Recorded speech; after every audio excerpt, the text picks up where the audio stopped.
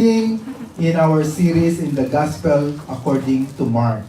So, we are here now in the beginning of Jesus' ministry, God becoming man, and now He will choose His disciples.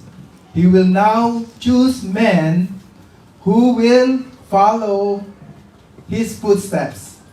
Kung ako pipili, lalo na kung ako'y Diyos, anak ng Diyos, syempre, siguro ang pipiliin mo, mga celebrity, mga presidente, mga senador, mga sikat, mga fathers na may mga anak na nasusunod. But it's quite unusual that Jesus chose a different way and a different kind. And His disciples were ordinary fishermen. So, we can call this message, in Mark chapter 1, Jesus calls the fishers of men. We can say fishermen, but Jesus will transform them to become fishers of men. It is found in Mark chapter 1, verse 17, when Jesus said to them, "Follow me, and I will make you to become fishers of men."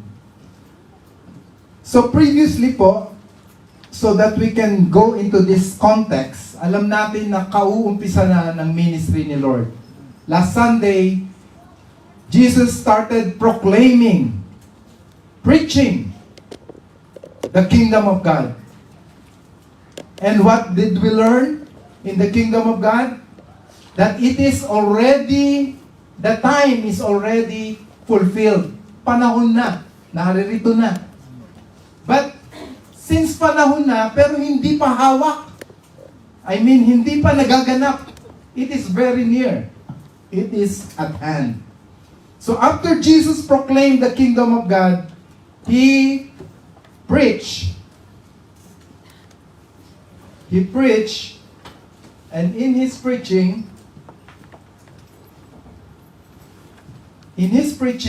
we learned two words last Sunday. Amen. So, repent and believe. We learned the two words. Pinag-aralan natin mabuti ang kanyang meaning. Not, repent is not really just sorrowful or being remorseful. Repent is a change of mind. A decision to turn away from sin and turn towards God. It's not enough to be remorseful. You must decide. You must put an action and decide. And then when you decide, you need to trust. Amen. Because it's so difficult to change your life by your own self, you need the Lord. Believe and trust in His Word. So repent and believe.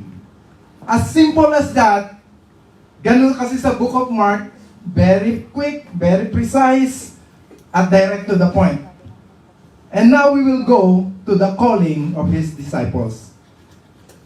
So, we will read again the Word of God. I would like to invite everyone to please stand up in reverence to the reading of the Word of God. It is found in Mark chapter 1, verse 16 to 20. In NIV version, 4 fishermen called as disciples. Let us all together read. "And as He walked by the Sea of Galilee, He saw Simon and Andrew his brother casting a net into the sea, for they were fishermen. Then Jesus said to them, 'Follow me, and I will make you to become fishers of men.' They immediately left their nets and followed Him. When He had gone a little further from there, He saw another brothers, James, the son of Zebedee, and his brother John, who also were in the boat mending their nets. And immediately He called them, and they left their father Zebedee in the boat with the hired servants and went after him. Let us pray. Heavenly Father, thank you for your word. We pray for the Holy Spirit's anointing. We pray for his guidance and teaching us the truth that will set us free. Help us, Lord, to trust in every words written in the Bible. Because the Bible will teach us to have faith. Our faith comes from hearing, reading, hearing, reading the Word of God. Help us now to read, not only with our mind, but with our hearts. We thank you, Lord, that your presence is here with us. This is our prayer. In Jesus' name, amen. We may all be seated and listen carefully to the Word of God. The verse we read and the preaching today will focus on verse 17. So these are two words, two phrases. First is, follow me. Sumunod ka sa akin. And then, a promise that if you follow, you will become. First, Jesus said, I will make you. I'm the one who will make you become no longer fishing the sea, but fishers of men. So that is the two words, follow me and fishers of men. Jesus calls. It is God. He is God who came down, right? The Son of God. And now he will be starting his ministry, and he has this vision that the whole world will be saved, will be discipled, will hear his message. But he knows that he is limited for 3 years only teaching. He needs this man who will continue his work. So he needs to carefully choose who will be these people. So it is Jesus who calls, and his first requirement is to follow him. That's the first command, follow me. When you follow him, he will disciple you. That means he will discipline your life. Discipleship.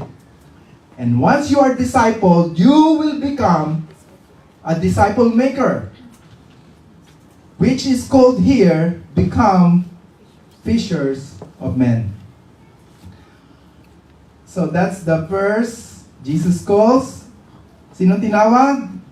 Fisherman. Mangingisda. Of all na tatawagin, bakit hindi mga sundalo? At hindi mga makikisig, mga artista? Marami ng followers yun, marami ng fans. Hindi na kailangang maghanap pa ng followers, di ba?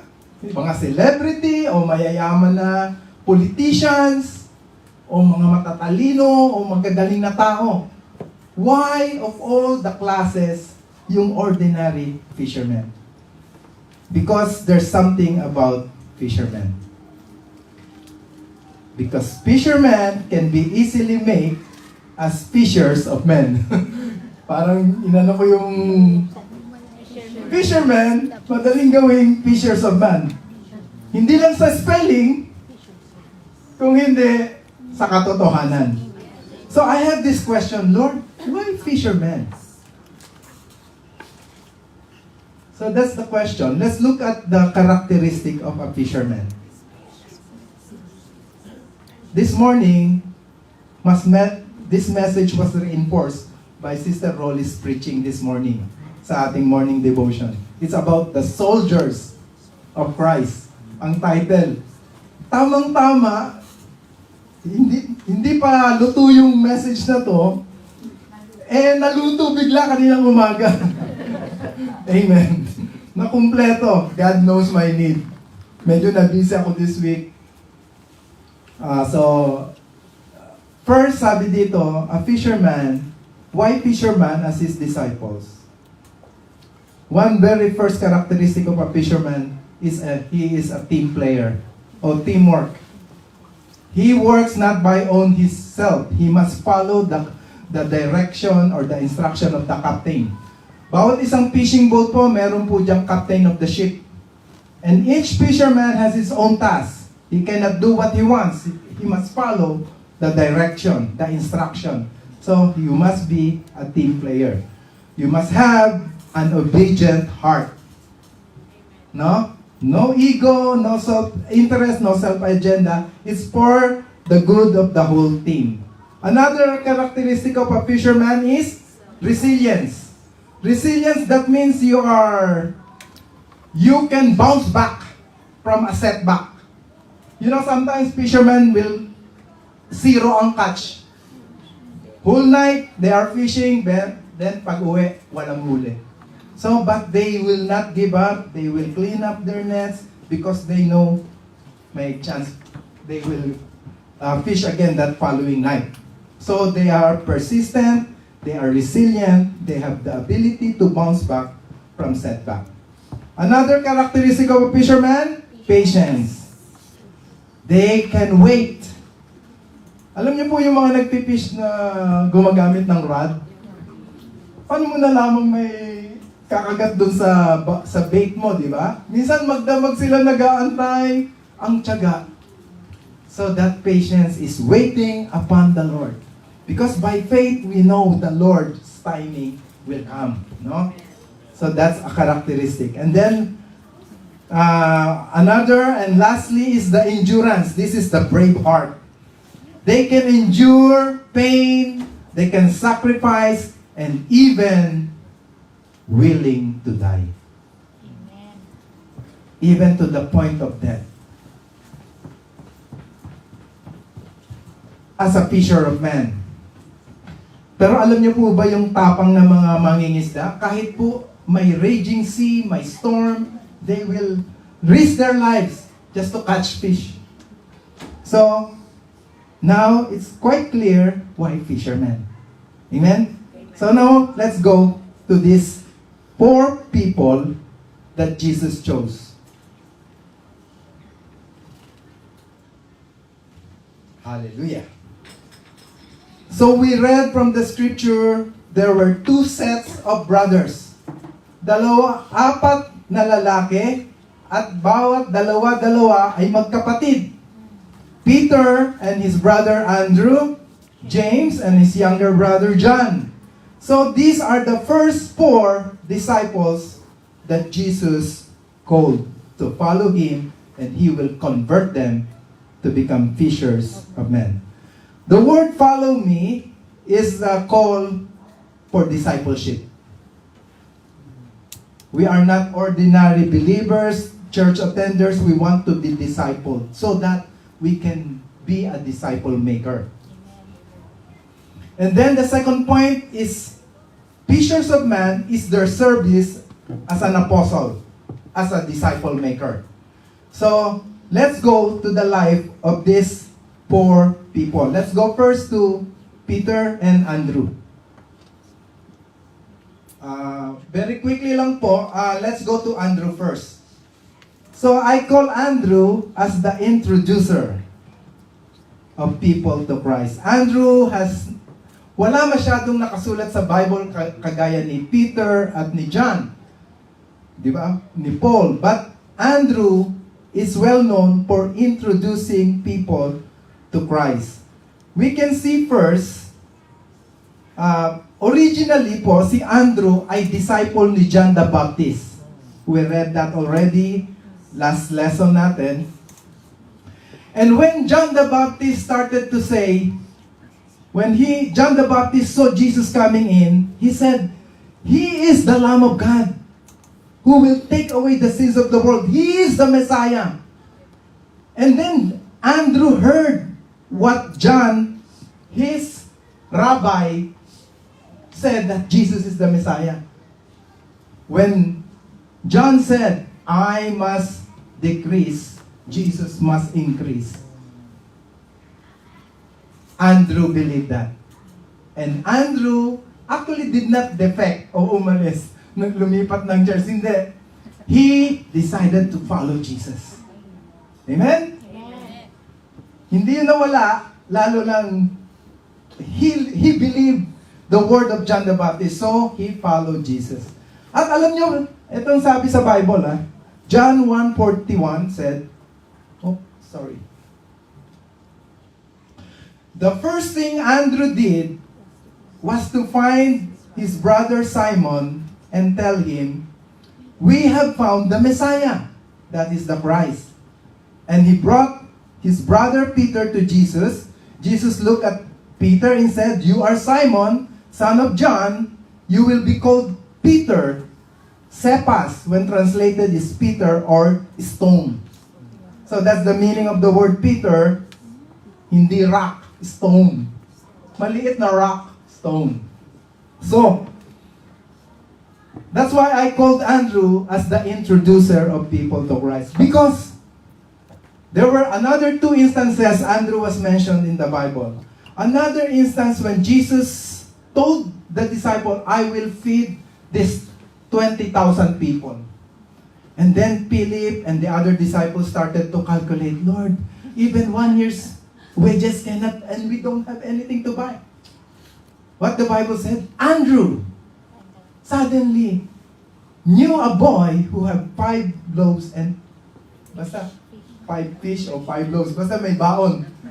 Andrew knew that boy and he introduced the boy to Jesus. Lord, I know this man, I know this boy. He has this baon. Ang galing mag-introduce, no? Actually, if Jesus will have a PR manager, public relations manager, I think Andrew will be that person during that time. He likes to introduce. Actually, some of us may not know the gospel or may not have the ability to share the word. We just say, come to church and you will see. Come and you will see the glory of Jesus. Come with us. And let Jesus show himself to you. That's what Andrew did. Meron pang isang time when there are Greeks who want to meet with Jesus in Jerusalem. These Greeks approached Philip, and then Philip approached Andrew. Philip said, Andrew, can we introduce these Greek people? They want to talk to Jesus. They have some question. Andrew did it again. See, Andrew is an introducer of people to Christ. Naalala ko yung older brother ko, si Kuya Hill. He is not a Christian during that time. Sarado Katoliko talaga yung kuya kong yun. And that time, nagbabakasyon ako from Hong Kong, sandali lang. And then, I remember that was Saturday and Sunday. Flight ko na going back to Hong Kong. And then sabi ko, Kuya, wala naman talaga akong, o pasalubong or something, o wala na akong time na makipag-banding pa sa'yo kasi baka mag-inuman lang ulit tayo. Sabi ko, Kuya, sumama ka sa akin dito sa church. Malapit lang yun sa Makati. Hesitant pa siya, pero gusto lang niya akong ma-meet. Sumama sa akin. Sumama sa akin sa church. Nag-attend kami ng 11 to 1 o'clock service, parang ganito. And then parang nandun lang siya nakatayo. And then sabi, sige kuya, flight na ako. Hinatid niya pa ako sa sakayan sa airport. And then actually, after 1 week, may narinig ako. Yung kakilala ko dun sa church. Bumalik yung kuya mo kasama yung wife niya. Wow, sabi ko, talaga? Hindi ko akalain. And you know, after that, every Sunday, nandun na yung kuya ko. Amen. Tapos, sinama na ng kuya ko yung anak niya, si Coco. Tapos mamaya, si Arian. Yung dalawa, buong pamilya na sila. And up to now, I think more than 15 years ago na yun, they are really serving that church, Win Church in Makati. Hanggang ngayon, naging treasurer na yung kuya ko dun sa church na yun. Ayan.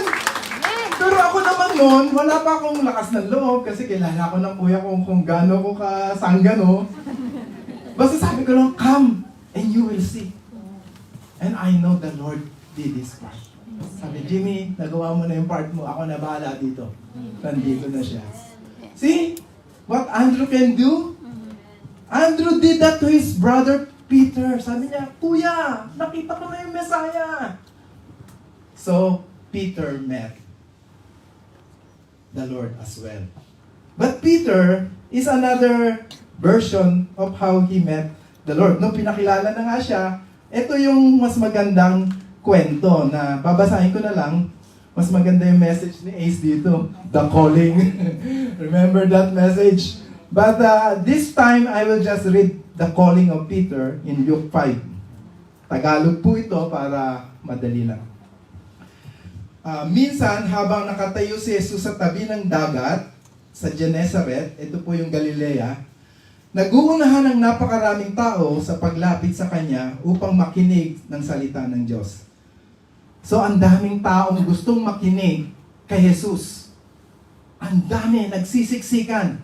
Pero po, may ilang taong walang pakialam. Hindi nakikinig. Sa verse 2 sabi, may nakita siyang 2 bangka sa tabi ng lawa. Wala sa mga bangka ang mga mangingisda, kundi nandun sa lawa, nandun sa dagat, sa tubig, at naglilinis ng kanilang mga lambat. So yung mga tao nagkakagulo para makinig kay Jesus, meron namang mga mangingisda, busy-busy sa kanilang paglilinis ng lambat. Anong ginawa ni Jesus? Kukunin ang attention mo. Pag ikaw ayaw mo makinig, papatamaan ka. Ang ginawa ni Jesus, sumakay siya sa bangka ni Peter. Yung taong ayaw makinig, ginawang pulpito yung kanyang boat.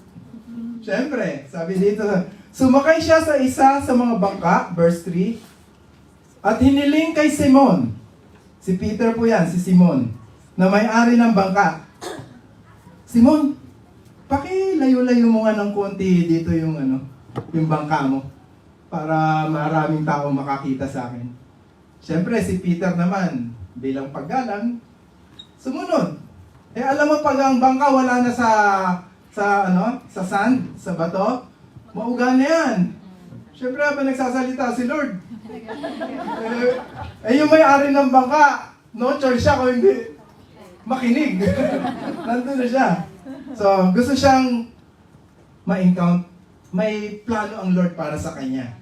Kaya sabi niya, Simon, since nandito na ako sa bangka mo, pwede bang, gamitin kong pulpito? Eh, syempre, nakikinig na rin si Simon. Sabi sa verse 4, pagkatapos niyang mangaral, sinabi ni Jesus kay Simon, pumalaot kayo at ihulog ang mga lambat upang manghuli. Naglilinis sila Simon noon, at alam ko malungkot kasi nga walang huli. Sabi ni Simon, sumagot si Simon, Guro, magdamag po kaming nagpagod. Ngunit, 0. Wala kaming nahuli. Diba? Si Peter sumagot na, ikaw, hindi ka naman mangingisda. Karpintero ka sa Nazareth eh. Ako alam ko na, walang isda, tanghaling tapat. Sa gabi ang nangingisda, ba't mo ako papapalautin? Diba? Sabi niya, wala kaming nahuli magdamag. Ito maganda kay Peter. Ngunit dahil sa salita mo, iuhulog ko ang mga lambat. Because of your word. Malamang nabibless na si Peter sa tinuturo ni Lord. Ang gaganda ng word nito ha. Sige, kahit alam kong walang isda.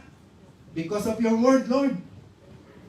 Verse 6 said, ganoon nga ang ginawa nila at nakahuli sila ng maraming isda. Kaya't halos mapunit ang kanilang mga lambat. Kinawayan nila ang kanilang mga kasamang nasa kabilang bangka. Malamang si John at si James yun, no? Upang magpatulong, lumapit naman ang mga ito at napuno nila ang 2 bangka. Ano pat halos lumubog ang mga ito.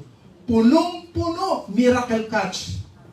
Halos lumubog ang 2 bangka sa dami ng nahuli.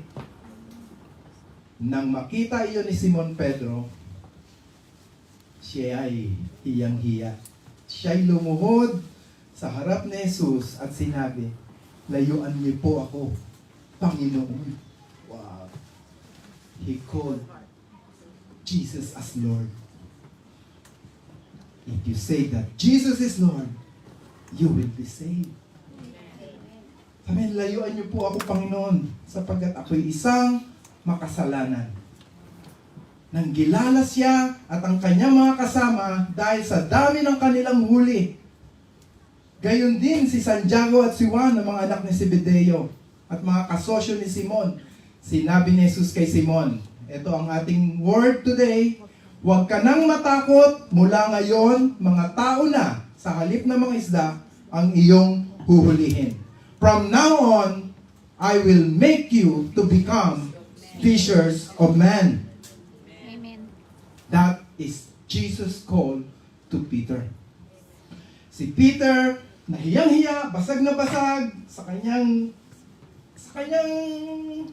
pagiging walang tiwala sa Diyos. At ngayon, inoperan pa siya. Follow me. I will make you. Be my disciple. Fishers of men. Pag ikaw nakarinig ng ganong offer kay Lord,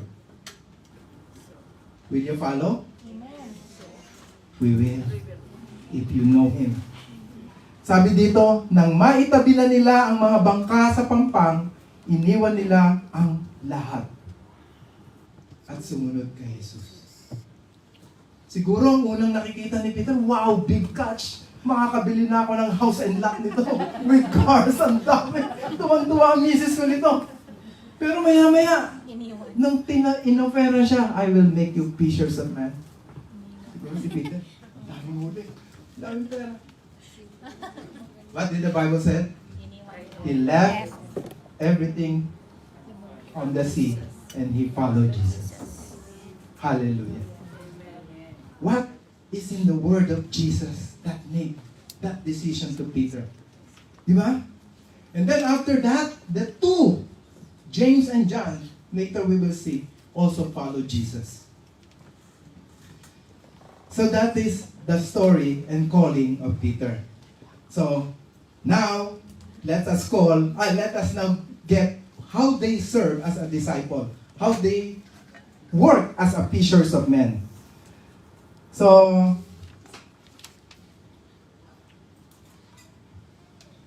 first, makikita po natin si Peter. Ang dami pong mababasa tungkol kay Peter sa Bible. Bigay ko lang po yung highlight, how he served. So, Peter is actually called the rock.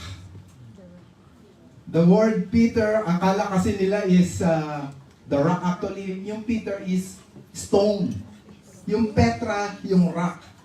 But Peter is well known for being enthusiastic, strong-willed, impulsive, and many times reckless. Napansin nyo? Kumbaga, ang bilis bumulot, ang bilis magsalita, ang bilis sumabat. Mas may bilis pa yung kanyang dila sa kanyang isip. Hindi niya inisip yung kanyang sinasabi. Pero minsan sa kanya rin pagiging enthusiastic, nakakalakad siya sa tubig. Di ba? Of all the 12, siya yung nakalakad. Malakas ang loob eh. He knows the Word. He knows Jesus. Di ba, alala niyo nung sabi niya, Lord, if it's really you, bid me to come. Tell me to come. Gusto niyo marinig yung word na come. Buti na lang nagsalita si Jesus ng come. Pag nagbigay ang Lord ng salitang, halika, lakad. Word niya yun. So nakalakad nga siya sa tubig. Amen? Amen. Lagi kong kinakwento sa inyo saan naglakad si Peter. Sa tubig. Hindi sa tubig. Walang nakakalakad sa tubig eh. Kahit si Aquaman, hindi nakakalakad sa tubig eh.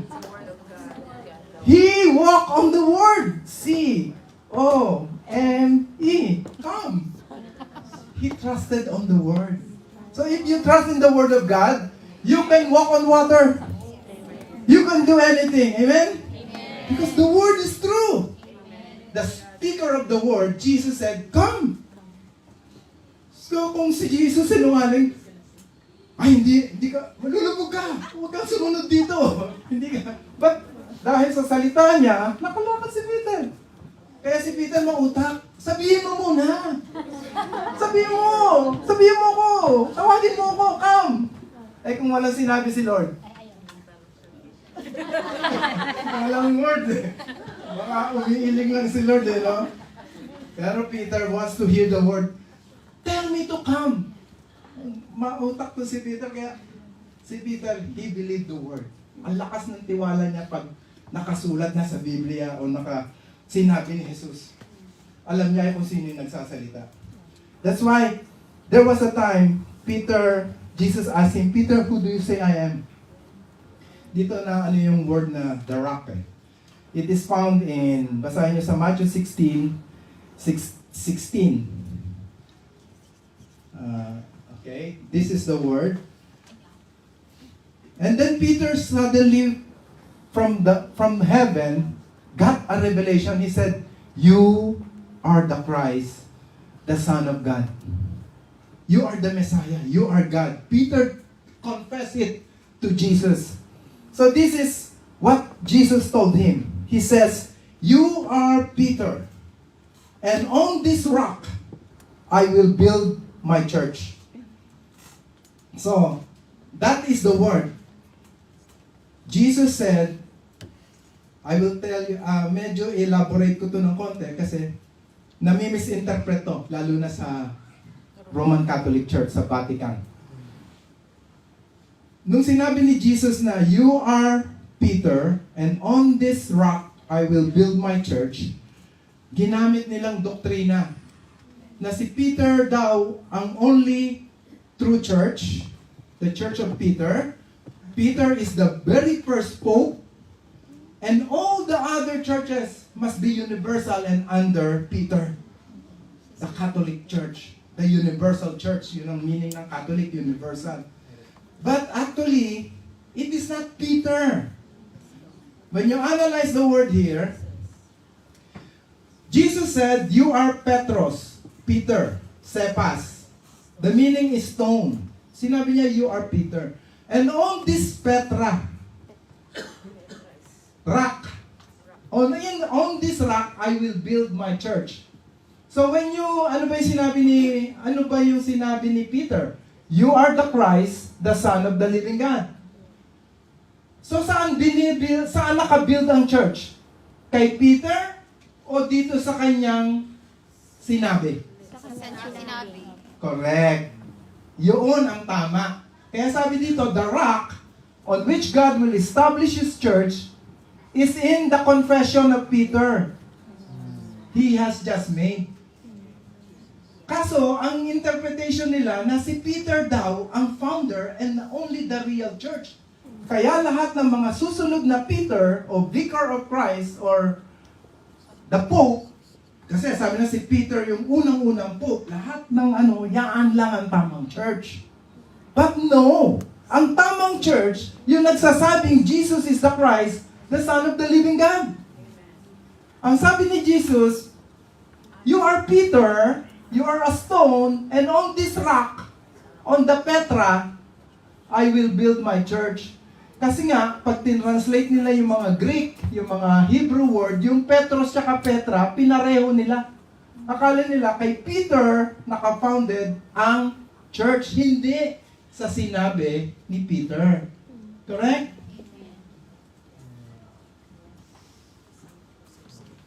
O baka lalo lang kayo nalito. Malinaw? Amen. Upon this rock, that means upon the word you said, that is the foundation of the church. What did he say? That Christ is the Son of the living God. That is the real church. Everyone who believes that Jesus Christ is God, He's the Son of God. Meron bang sabi, ay basta, si God, believe ako, pero yung Son, hindi yung God. Maraming ganun eh. Si God lang daw. Pagaya ng mga Jewish people, si Abba Father ang God nila, pero si Jesus kinrucify nila. Ang simpleng sagot ko doon, pag ang tao, anong anak? Aso? Pusa? Tao din! Pag ang Diyos may anak, anong anak ng Diyos? Diyos din! Napakasimple lang naman. Correct? So, pag sinabi mong Son of God, He is also God. He is one with the Father, with the Holy Spirit, and the Son, the Trinity. So, ayun si Peter. Kaya hindi natin gino-Diyos si Peter. Hindi natin i-Diyos ang mga Santo Papa. Mga tao lang sila. Si Jesus ang Diyos. For my online audience, that is the truth, and the truth will set us free. Amen? Praise the Lord. I will not be afraid. Kagaya ng mga disciple na to, hanggang kamatayan, walang takot. You know, Peter, the enthusiastic, the impulsive, later on, this is what happened to him. So, yung mga last part ng buhay niya, ikwento ko lang. Peter became the first leader of the first church when it was established, Acts chapter 2. Siya yung takot na takot, nagtatago, and then after the Holy Spirit came down from heaven, he became so bold and he preached. 3,000 of men believed.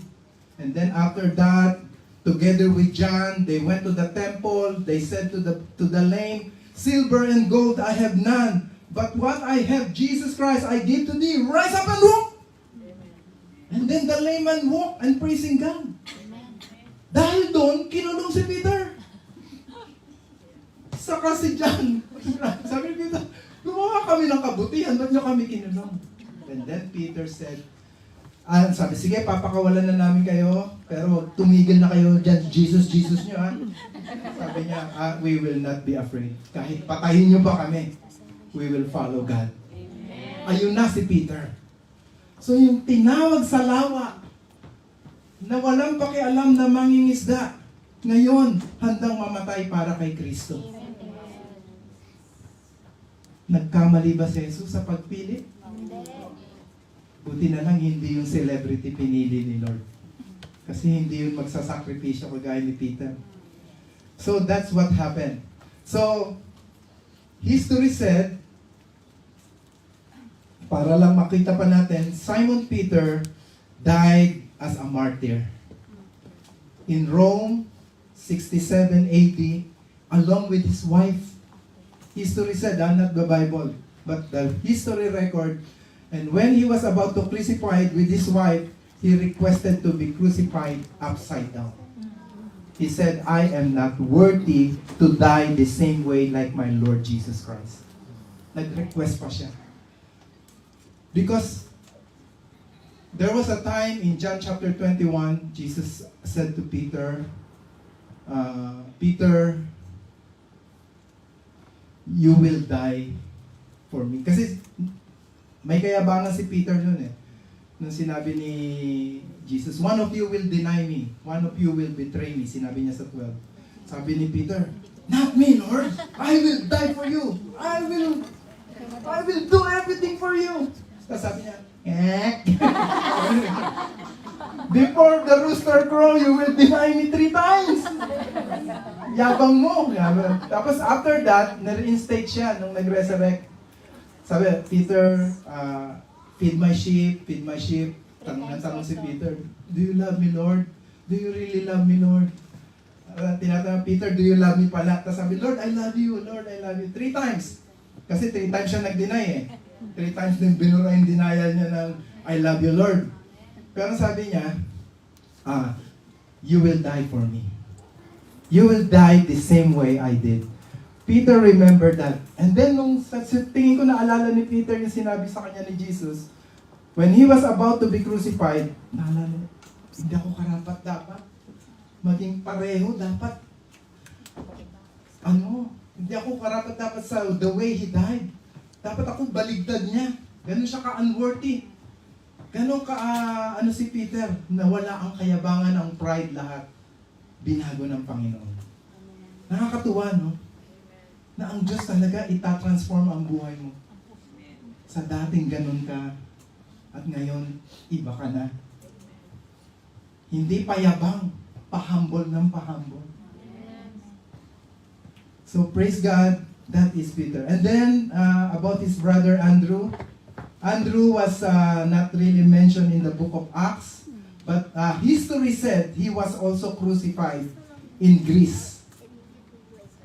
Nag-minister sa Ephesus si Andrew and he was also he gave his life for the Lord. And he was also crucified. So, that is the life of these two brothers. See how God can change a person's life. So you are called by God to be a disciple. Let's look at the other two brothers. Sino sila? James and John. Some said John is the older, but we believe James is older than John. And what we learn about these two brothers is dito sa nabasa natin sa verse 20, let me read again. And immediately he called James and John, and they left their father Zebedee. Their father's name is Zebedee, in the boat with the hired servant, and went after him. Minsan sinasabi nyo, ay si Lord ang kaya lang makonvince yung mga mahihirap kasi wala naman niyang plano. But looking at this verse, James and John are not ordinary fishermen. They have a business. They own a fishing business. Why? Because they have hired servants. So hindi ordinaryong mangingisda si James and John. Most probably, they have a big business, fishing business, and their social standing is not poor. They are the owners of this fishing business because they have hired servants. So, many commentaries said that, yeah, that's true na even if you're rich or poor, once you are called, you cannot resist. Amen? Question. Are you called by God? Amen.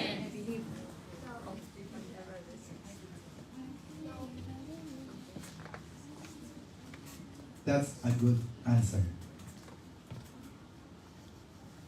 So, let's look first at older brother James. James, halos walang maririnig tungkol kay James. But James, we all know, is part of the inner core.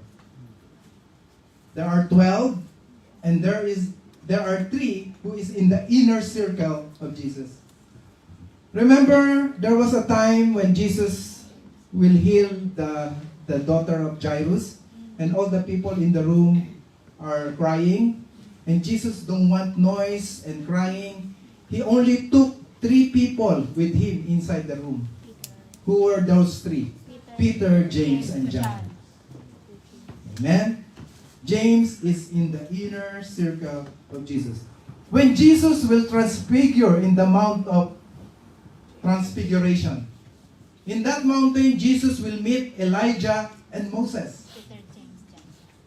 And then when Jesus will go up to that mountain, he brought another 3 people. 3 disciples. Who are they? Peter, James. Bernie, Charlie, and Lloyd. I'm not Jesus. Sorry. But, yes. Ordinary people. Yeah. Peter, James, and John. Fishermen. But, they love the Lord. They believe the Lord. So, James is one of the inner circle. But unfortunately, he was not really mentioned so much in the book of Acts because at the very early stage of his life, he was martyred. That's why he was known as the first apostle to be martyred.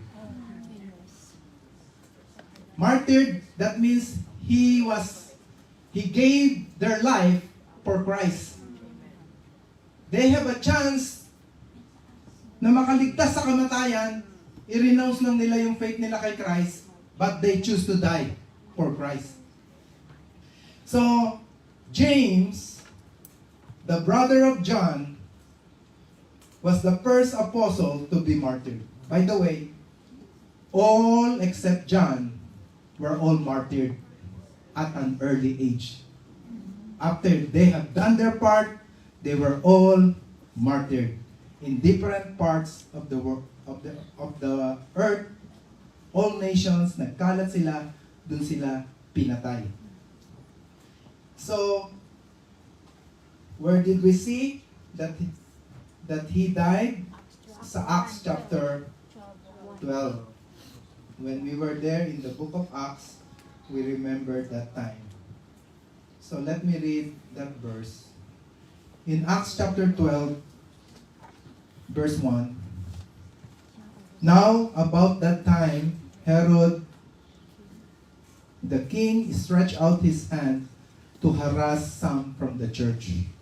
This was the time that Herod wants to please the people and he wants to crucify not only Jesus but crucify all the disciples, all the Christians during that time. Then, what did Herod say? He killed James, the brother of John, with a sword. And then after this verse, the people were so happy that Herod killed one of the apostles. And then Herod said, okay, the people were all pleased. I'm so popular. I will now imprison Peter. Naalala niyo yan sa John? Marami nagko-question, unfair naman si Lord. Si Peter nakawala sa preso. Pinakawala ng angel. Ito namang si James, hinayaang mapugutan ng ulo. That's God's plan. Hindi na natin mako-question yan, di ba? So, anyway, I believe James has done his part. And this is just I was reminded, one time, this brother James and John approached Jesus with their mother. And then they said, Lord, when we go to your kingdom, can you put my son James and John at your right and left hand? Your assistant? Nirebuke sila ni Lord. Sabi ni Lord, that is not mine to decide. But let me ask you, are you willing to suffer, to take the suffering that I did and I will take? Ang yabang ni James at John. Yes, we will suffer for you. O yan, kita mo. Ikaw ang unang-unang mapugutan. Anyway, hindi yan. Pero, na-fulfill lang yung sinabi ni Lord, yes, you can suffer. Kasi talaga itong magkapatid na to, well-known pa rin to dun sa Katapangan. They are called Boanerges. Boanerges, or sons of thunder. Sons of thunder. Remember, there was a time, Jesus ministered in Samaria and the people are all stubborn. Ayaw makinig, hindi pinansin. Hindi ito yung Samaritan woman, ha? Another time to. And these two brothers went to the Lord, James and John. Actually, another commentary pala, pinsan daw. Ewan ko, hindi pinsan daw ni Jesus kasi si Salome, na mother nila, is kapatid ni Mary. Pero mga records yan. Pero anyway, it doesn't matter. Pero itong James and John na to, lumapit kay Jesus, sabi niya, Lord, gusto mo, with the power, with our prayer, paulanan natin ng apoy. Kidlatan na, thunder and lightning to this town of Samaria. Grabe, nirebuke sila ni Lord. Kaya sabi, mainit ang ulo nitong magkapatid na to. Masyadong matapang. Anyway, doesn't matter. It is the will of God to one's life. Kasi makikita naman natin ang contrast between these two brothers. If you will see, James is the first apostle to be martyred. And John is the only apostle hindi never die. Namatay si John. Nakita ko sa Ephesus yung libingan ni John nung nag-tour kami doon. He lived long. He is the only apostle who was not martyred but went to exile. Gusto na siyang i-martyr. Nilubog nga siya sa kumukulong mantika si Apostle John. Pero lumabas na buhay. So, amazing, no? Magkapatid, yung isa unang na namatay na martyr, yung isa hindi na martyr, nabuhay pa ng sabi niya, almost 100 years old. Kasi ang average age na matay yung mga apostles, sila Peter, mga 60, 50s, sila Thomas, Thaddeus, Alphaeus, Bartholomew, Thaddeus, mga naging martyr sila nung age. But this apostle, by the way, he is called the beloved. What does that mean? The apostle that Jesus loved. The disciple that Jesus loved. You know what's amazing about this? John the beloved, or the apostle whom Jesus loved, the disciple whom Jesus loved. I found out, kasi sabi ko, bakit kaya? Ang dami namang apostle, ba't siya yung beloved? Yung pala siya na nga nagsabi sa sarili niya. Kasi sa book of John mo lang mababasa yun eh, the beloved. John Beloved. Ang galing, no? By the way, the name John is grace. This apostle, some said that Peter is the one who really said that, I love Jesus, I love Jesus. I will die for Jesus. Ganun si Peter. But this John, Jesus loves me. It is Jesus who loves. He's after the love of God. By grace. In the Bible, you can find during Christ's suffering on the cross, all scattered, ran away, denied Jesus. John stayed at the foot of the cross. And he was loved by Jesus, and he said, Son, this is your mother. Mother, he is your son. In-entrust ni Jesus si Mary kay John. So, he is also a disciple who's leaning on the breast of Jesus sa Lord's Supper. May makikita kayo doon? Yung isa nakadikit kay Jesus. Kasi nung sinabi ni Jesus na, one of you will betray me, lahat natakot. Sabi ni Peter, John, tanongin mo ako sino. Kumbaga si John, he hears the heartbeat of Christ. And Jesus said, yes, the one who will dip the bread is the one who will betray me. And Judas dipped the bread. Anyway, John is someone who said, the Lord loves me. Siya na yung nag-claim sa sarili niyang title. Ang galing, no? No, actually, there's a commentary. Ito yung sabi dito. John appears to draw the spotlight. Medyo maliit. Ewan ko kung mabasa niyo. Kinat and paste ko lang. John appears to draw the spotlight away from himself in the narrative by removing his name and putting a nickname instead. Someone loved by Jesus. Of course, instead of saying, I am the one who did this, the disciple whom Jesus loved did this. Kasi siya yung nagsusulat ng gospel niya. Here, he highlights the transformative power Jesus had over his life. Through God's love, he finds truth, he finds his own identity, and he finds his purpose. I pray that Jesus will tell you the truth. You will know your identity, and most especially, you will know your purpose. I pray. And me, now I know my purpose. To be a disciple of Christ. And to make you a disciple of Him also.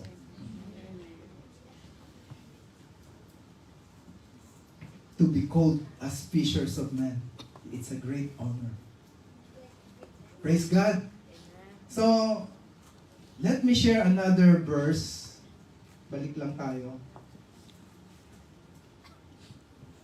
Ay, sumobra na ako. This one. This is one of the many verses in the book of John when he called himself the beloved. Ang galing, no? Siya lang pala nagpauso nung siya yung John Beloved. the disciple. Pagkakataon niya na sabihin, I am the beloved. Parang, naglakad kaming 12 doon, mga pastor. At ako, si Jamie, the beloved. Special siya, no? Sa sarili niyang pananaw. But actually, it's true. You're beloved by God. Amen. When you believe that, you will have that. Amen. It's up to you. How much you love Him, that's how much He loves you. Kaya dapat alam mo that you are loved by God. Amen. So this was a time, John 21, last chapter of John, that Peter is involved here.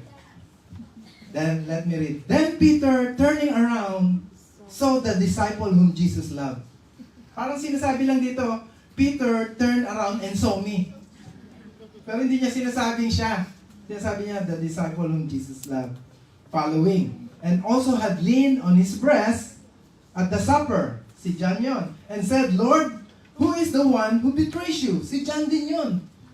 Ang lapit niya kay Jesus. Very personal ang relationship niya kay Jesus. Then Peter, seeing him, said to Jesus, But Lord, what about this man? You can see Peter's question. Kasi sinabi ni Jesus, you will die as a martyr. You will die for me. Sabi niya, nung bata ka, pwede kang pumunta kahit sa mo gusto. Pagtanda mo, hihilahin ang paa mo sa lugar na ayaw mong puntahan, sa kamatayan. But you will follow me. Tapos nung sinabi, aba, sakit naman, Lord. Paano naman to? Paborito mo. Tinuro niya, eto. Itong isang to. Itong kaibigan kong mangingisda. Sabi niya, But Lord, what about this man? Yeah, verse 21. Peter, seeing him, said to Jesus, But Lord, how about John? Ba't ako mamamatay? Ang sakit. What about this? Sabi ni Jesus. Jesus said to him, I will. If I will that he remain till I come, what is that to you? Follow me. So, wag na po natin tignan ang lakad ng ibang Kristiyano. Tingnan mo sarili mong lakad. Amen. Amen! Minsan yung pagsunod ng kapwa Kristiyano, sino? Pastor, hindi sumusunod. Hindi ka po. Pastor, ito. Nagpamarites. Huwag ka ng turo, para kasi Pedro. Sabi ni Lord, ano pakialam mo? Kung siya gawin kong Diyos, what is that to you? Sumunod ka. Isipin mo yung sarili mong pagsunod. So that is the lesson here. Anyway, nung narinig naman to ng mga ibang disciple, nagkaroon tuloy sila ng haka-haka na akala nila si John ay hindi mamamatay. Magpakailanman. Kasi sabi ni Jesus, why? If I will, kung gusto ko na siya ay buhay hanggang sa pagbalik ko, anong pakialam mo? Isipin mo ang pagsunod mo sa akin, Pedro. Amen? Amen. Yun po yun. You follow me. Naka-receive naman tayo pare-parehong grace eh.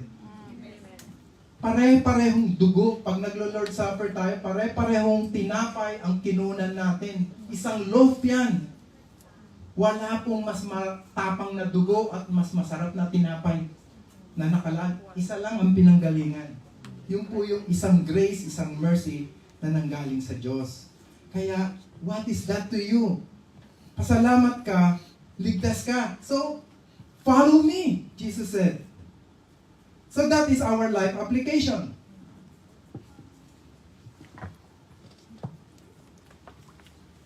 Follow me. Not only as a believer, but as a disciple. What is an ordinary Christian, or they call it Sunday Christian? Sabi nga, taga-Zimbabwe daw, taga-Africa. Kasi pag simba, uwi. Zimbabwe. Anyway, a disciple will really be a Christian from Monday up to Saturday, especially Sunday. All throughout, you are a Christian. That is a disciple. That's why you follow Jesus. Kaya sabi niya, where I eat, you eat. Where I go, you go. Saan tayo magto-toilet? Dito tayo magto-toilet. Kasi naglalakad-lakad lang sila sa buong Israel. Wala silang sariling tahanan. And Jesus required them to follow Him. I will show you. Come and see. Yun lang ang sabi. Come and see. Modeling. Modeling po ang style ng discipleship ni Lord. Hindi yung turo ng turo. Lagi sinasabi niya, come and see how I did it. Come and see how I prayed for the lepers. Come and see how I feed the 10,000. See how I forgive. See how I... That's how Jesus teach His disciples. Kaya nga naman, ang laking pagbabago nitong 12 ito. By the way, yung isa, pinalitan yon sa Book of Acts. Si Judas, pinalitan yon. Ewan ko, there's something about the 12. It's a number of governance. It's called governance of 12. Hindi G12. Ha? Governance of 12, that means it's easy to govern kapag 3. Divided by 2, 6. Divided by 3, 4. Divided by 4, 3. Divided by 1, 12. 12. Ang ganda ng number 12, no? Ang dali i-manage. Isang dosena. Anyway, ba't ako napunta sa governance of 12? Pero tama po yan. May 12 hours a day, may 12 months a week, a year, may 12, basta 12 planets. The 12 disciples. And I want to not worship the disciples, but admire them. Imagine mga ordinaryong tao, mga mangingisda, mga may hirap, karamihan walang edukasyon. Hindi makapagsulat, hindi marunong magsalita. But Jesus transformed them. Why? Because they are a team worker, they are resilient, they are hardworking, they have patience, and they can endure hardship. That's the fisherman. So that's my another life application. Kapag nag-follow ka, you become fishers of men. Since nakakalito yung fishers of man, kaninang umaga, luminaw ang aking conclusion, kaya soldiers of God. Amen. Amen? Ito pong, ayan na yung notes ko kaninang umaga, nadagdagan. Teamwork, resilience, patience, endurance. Ang bait ng Lord, no? Amen. Si Sister Rolly, nag-preach kaninang umaga, 5:30 in the morning. Amazing. Ganda. His text is about Peter. Peter is talking. The fisherman, and his topic is soldier, not fishing. Soldier. And he said, soldiers of Christ. The soldiers of Christ, may dalawang point doon, obedient in heart and brave in heart. And I saw, wow, those are fishermen. Parehong-pareho.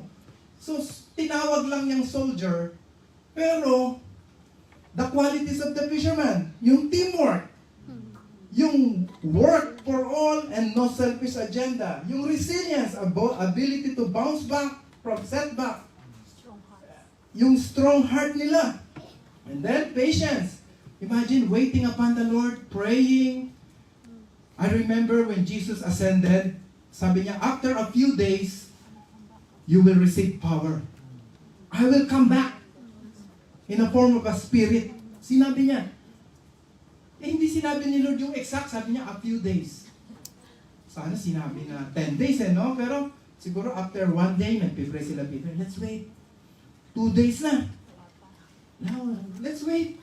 3 days na. 4 days na. 1 week na. 8 days. 10 days. Kung hindi ka fisherman na matyaga, siguro sasabihin mo, alis na ako. Balik na ako sa road to Emmaus. Uwi na ako sa amin. Pero nag-antay sila doon. And then, finally, after 10 days, total of 50 days, the Holy Spirit came down. Jesus came down in the form of His Spirit. That is the birthday of the church. So, endurance, di ba? Patience, resilience, teamwork. These are the character of a soldier and a disciple, the fishers of men. Totoo nga naman, di ba? So in my conclusion, I have 3 here. Brave heart, do not back down.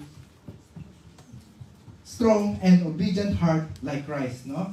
We must have a brave heart na hindi daw nagpa-back down. Then you have the ability, resilience. What does resilience mean? Ability to bounce back from setback. Di ba? Pagkakulong ni Peter, pagkalabas, share uli. Last Sunday, nag-evangelize kami. Punta kami ng Chingy. So, excited kami. Yung group namin ni Pastora Helen. So, sabi, dito kayo sa park na to, dito kami, doon kayo, 3 grupo kami. Doon sa park namin, aba, una namin, ni-reject kami. Wala kami time. Pasensya na po, may gagawin ako. Ganun. Tapos, punta na naman. Ay, narinig na po namin yan. Pasensya na po. Sige po, kahit sandali lang. Pangatlo, gano'n na naman. Meron doon pang-4. Sige po, magsalita kayo, pero nakikinig sa earphone. Nakikinig kaya ito sa akin. Pagkatapos, sige po, salamat, bye-bye. Ganun lang. Mga ilan? 8 o 7. 8 rejection. Kung mangingisda ako, sa totoo lang, sasabihin ko, mukhang malas ngayon. Balik na tayo. Uwi na tayong tungtong. Pero maya-maya, sabi, ay, meron pa doon. Sige, subukan natin. Total, nandito na tayo. Aba, sunod-sunod. 5. Lahat tumanggap, lahat. Yung iba umiiyak pa. Tuwang-tuwa ako, sabi ko, Lord, buti hindi kami huminto. Kung huminto kami nung 8 yon, wala yung 5 marami doon, grupo. More than 8 groups. More than 8 people yon. So, it only shows resilience. Amen. Amen. Amen. And then, let God be the commander-in-chief, and general in our lives. Again, I said, teamwork. In a ship, sa pangingisda, merong maestro. O tinatawag na captain. Kasi boat lang yun sa amin nun, trolling sa Bacolod. Maestro tawag namin dun sa kapitan. So yung maestro na yun, lahat ng tao niya dapat sumunod sa kanya. Yun ang importante. You must obey the commander, the captain of the ship. Teamwork. Be prepared having the same attitude of Jesus Christ. These 12 apostles fought against all odds. The mightiest kingdoms, the empires of Rome, they were all conquered by the gospel of Christ. These ordinary men, ordinary people, 12 apostles, they have no weapons. All they have is faith, tiwala. All they have is the word. Their weapon is the sword of the word of God. They have no armor. Their helmet is the helmet of salvation. Their armor, their breastplate is the breastplate of the righteousness of Christ. Their belt, their shoes, nothing. Everything spiritual. But, question, bakit nila tinaya ang buhay nila? What is there something about Christ that they choose to die for Christ? Amazing. Kaya, itong fisherman na to, some of them will look down on them. But see what happened? They conquered the whole world. The gospel reached up to now. 21st century na. 2,000 years ago nila inumpisahan. Umabot hanggang ngayon. And the same power, the same grace, the same mercy. I thank God for these disciples. Of course, I thank the Lord first. But praise God, they follow. And they want to become fishers of men. Napakahirap mangisda. Sana kung hunters of dog, catchers of cat, at least nasa lupa, ang hulihin. Kasi tao tayo, nasa lupa tayo, no? Ang papahuli sa atin yung nasa dagat. Sino nakakasisid ng more than 10 minutes? Ano naman, di ba? Buti na lang may lambat. Pero, ganun kahirap makakuha ng isda. Kaya sabi ni Lord, without me, you can catch nothing. Kaya sabi niya, wait for the power of the Holy Spirit and you will become my witnesses. Jerusalem, Judea, Samaria, and all the nations of the world. When you do that, Jesus promised, I will be with you till the very end of age. The Great Commission. Amen. Go into all the world. Parang imposible, no? Nung araw wala pang eroplano. Kailan lang na-discover ang eroplano. Ngayon, nagka-crash-crash na agad-agad. Anyway, kaya pala fisherman. Hallelujah. Kasi willing sumakay sa barko para makapunta sa Greece, sa Rome. Wala pang airplane nun eh. Paano kung sisik ka o may phobia ka sa dagat? How can you go into all the world during that time? Pastor, may aeroplano na ngayon. I'm talking about before. Kaya huwag kayo mululusot. Anyway, ang galing, no? Kaya pala fisherman, kahit ma-shipwreck, marunong Lalangoy. parang isda. Amen. Ngayon ko lang yun na dadagdag ko sa message. Kaya pala isda. Kasi wala pang eroplano nung araw. Correct? Amen. Kailan ba na-discover ang eroplano? 19. Mahina tayo sa science. Sa history. 19 ewan. Anyway, they are willing to travel. Paul's missionary journey, shipwrecks, they are willing to bring the gospel into all the nations of the world. And these 12 disciples, and now you as a disciple, you have no armies, you have no fame, no glory of a celebrity, you have no followers, all you have is the weapon of faith and the sword of the word of God. Hallelujah. In my last conclusion, 2 Timothy 2:3, join with me in suffering like a good soldier of Christ Jesus. Amen. And in Exodus 14:14, the Lord will fight for you.